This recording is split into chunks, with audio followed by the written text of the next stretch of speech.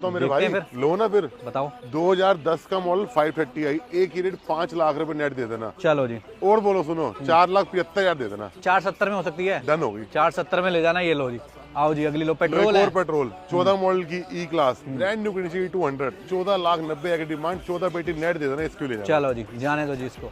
अगली G S class लो।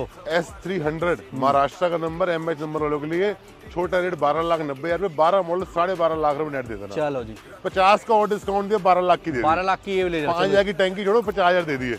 बताओ। 7 series 750 आई petrol की 2009 का मॉडल, 8,90,000 रुपए, 8.25 लाख रुपए नेट इसके 8 लाख में भी ले जाओ। दे दो 8 लाख 8 लाख की ले जाओ। जाओ अगली CLA 16 का मॉडल, सिर्फ 40,000 चली हुई ब्रांड न्यू टायर के अच्छा साथ, जी।